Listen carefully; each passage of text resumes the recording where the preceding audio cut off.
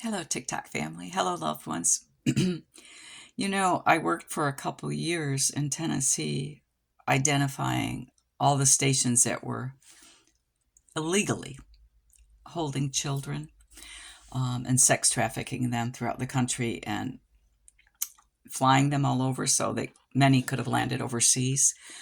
Um, I didn't do much.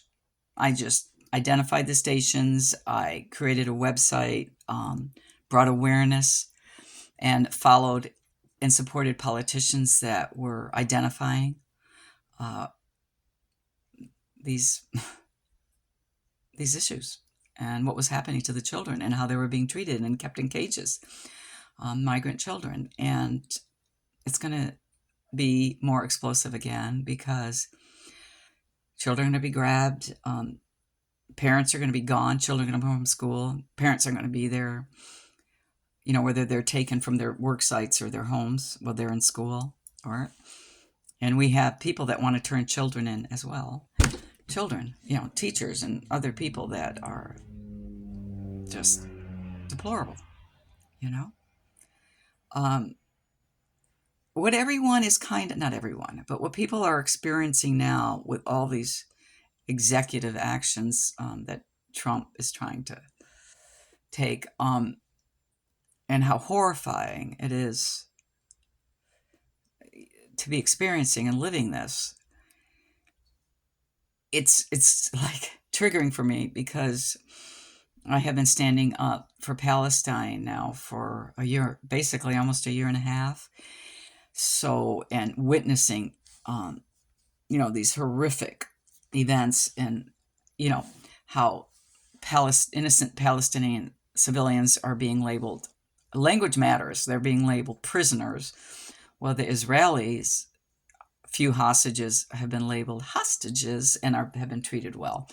So, as much as I can appreciate what we're all experiencing here in America, and people are in such disbelief that there are those amongst us that are indifferent to what happens to these migrant children.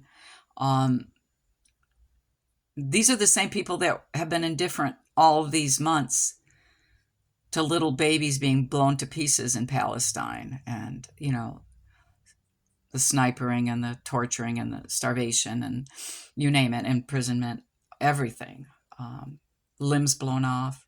They have so many amputees. It's just unbearable. So I guess what I'm saying that I already got a good eye view into people in my circle and those that are not, just acquaintances or people that I don't know that I'm seeing on social media. I already got when you laugh, when you see a baby that has phosphorus burns, okay, and is also dying from starvation, and you put a laughing emoji, and that's what you get when you start a war. You got to deal with all these things, which of course it didn't happen like that. Learn your history. See, so these are the same people that are not going to care about these migrant children or these migrant families being torn asunder.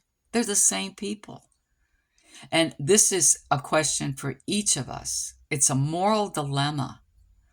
And I was just talking to my husband about this. Do we stay in relationship with people that don't care what happens to other human beings in horrific ways and how their family systems are being annihilated and their cultures are being annihilated? Whether at home here, much as what the indigenous and our Black Americans and Japanese Americans went through, Chinese Americans, you name it. Are we the land of the persecution? You would think we would learn. And, certainly we have Holocaust survivors stepping up and saying, why are people not out in the streets demanding justice? Well, my husband's take on this is he's getting all these Trump is getting all these executive orders in place so that people will get arrested and then, we'll get martial law implemented, because he loves to model other dictators, you know, doesn't he? Mussolini, Hitler, Netanyahu, uh, who else? Oh, Putin, you name it, right? North Korea, China. Although I will tell you something about China. See, we have been lied to about so many things. We have been lied to about so many things. About China being the threatened enemy to us when, well, dig deeper. You'll see. I'd love to hear other people's take on it. Because, of course, now what I know about AIPAC, I really know who our true enemy within is. We have found the enemy, and it is us. But anyways, you know, there's nothing funny about what's happening. There was nothing funny what has happened to the Palestinians, what's happened in Sudan and Yemen and Syria. Nothing funny about violence being perpetuated upon innocent people. Now, if you do have illegals in the country, if they've been law-abiding, you know, there should be due process. Now, if they have, you're able, rightfully, and honestly able to determine they have committed crimes, that's a whole other story, isn't it? You know? And I will add one more thing before I close. Fentanyl. That's a huge concern. Huge concern. And I understand people's concern for border security because of fentanyl. It's done a horrible thing in this country. And, you know, because it can be laced with anything. So we need to get to the bottom of the drug trafficking. I do know that there are a lot of Americans involved, too, that are being paid as mules. They go, you know, to other countries, and they're paid to bring the drugs back one way or another, or dropped, you know, at drop sites. There's just so many.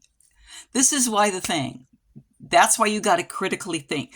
That's why you got to say, this is not mutually exclusive. Like, in other words, this could be valid, but this could still be valid. In other words, if you live by fear, you're going to judge people as a group, right? Just like you want to label Arabs as terrorists, perhaps you do.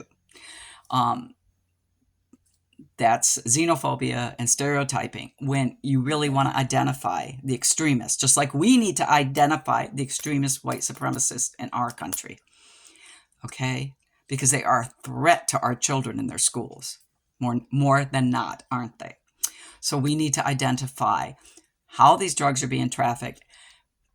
To just blanket start picking up innocent people and call them lawbreakers, boy, does that sound like something familiar that a lot of our beautiful Jewish citizens can attest to. Well, you know, having said all that, this has been like a myriad of topics, but when something comes to me, I want to share it because I'm old, and then I'll probably forget it tomorrow. No, I don't have that going on yet. But it is harder to maintain information. The executive function, you know, I'm learning a lot about dementia, by the way. The executive function is beautiful. It works perfectly.